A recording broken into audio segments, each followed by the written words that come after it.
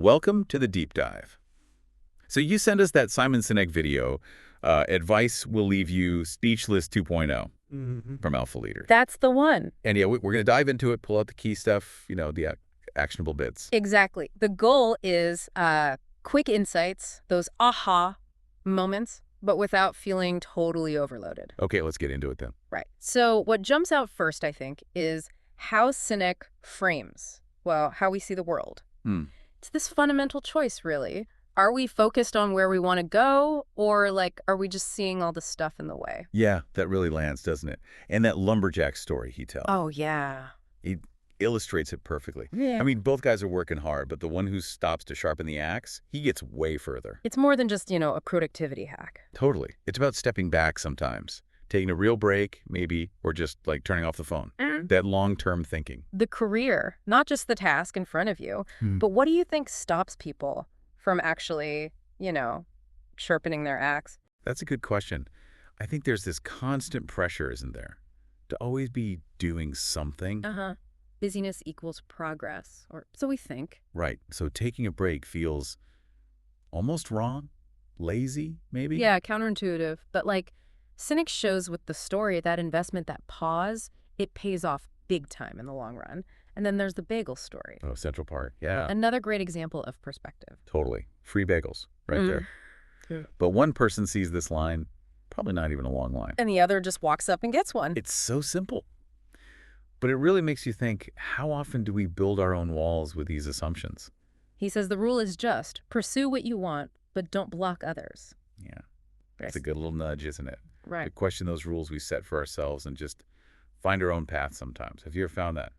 Assume something was going to be hard and then it wasn't. Oh, definitely. It usually comes down to just challenging that first thought. We get so tangled up in what we think is the process or the barrier that we don't even try the obvious thing. Exactly.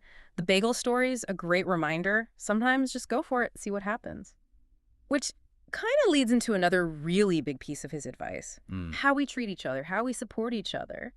The Navy SEAL selection story, that was pretty eye-opening. Yeah, you'd think it's all going to be about pure individual strength, right? Yeah. Who's the toughest? But he points out the ones who often don't make it are those types. The big muscle guys, the ones always delegating. Even the star athletes who've never really struggled before? And who gets through? Often the ones who seem, well, maybe less imposing, maybe even scared. Yeah. But they're the ones consistently looking out for the person next to them, especially when everyone's just physically and mentally wiped. Wow. So in that super intense environment, helping your teammate matters more than just being strong yourself. Seems like it. It really hammers home that idea, that life's too tough to go it alone. It makes you think about how often we just try to power through by ourselves, doesn't it? Totally. And Sinek talks about both sides offering help, but also accepting it. Which can be hard, vulnerable. Definitely. But it's key for building those strong relationships, that give and take. Have you generally found people are willing to help if you just ask? Mostly. Yeah. Surprisingly often. I think we hesitate more than we need to. Yeah, afraid of seeming weak or like a burden. But usually, people want to help. It builds connection. Right. And building on that idea, that interaction piece, he brings up Nelson Mandela being the last to speak. Yeah. Such a respected figure. And that story about his father's tribal meetings. Everyone's sitting in a circle. And the chief just listens, takes it all in before saying anything. It paints such a clear picture. It really is. And it's deliberate, right? He points out two big benefits. Okay. One, everyone feels genuinely heard. Their view matters. It's given space. That's huge. And two, the leader or whoever speaks last gets the benefit of all those perspectives before they form their own opinion. They understand the whole picture better. So how would someone use that, day to day, in a team meeting or something? Well, he gives some practical tips, literally hold back your own opinion at first. Even nodding. You mentioned not even nodding. Yeah. Resist the urge to agree or disagree immediately. Instead, just focus on asking questions. To understand why they think that, not just what they think. Exactly. Where are they coming from? It shifts your focus from planning your reply to actually listening. Okay. Which sets up the next, maybe tougher point. Which is? Sometimes we're the problem. Woof. Yeah. The story about pearl fever, childbed fever in the 18th century. Yeah, it's a stark one.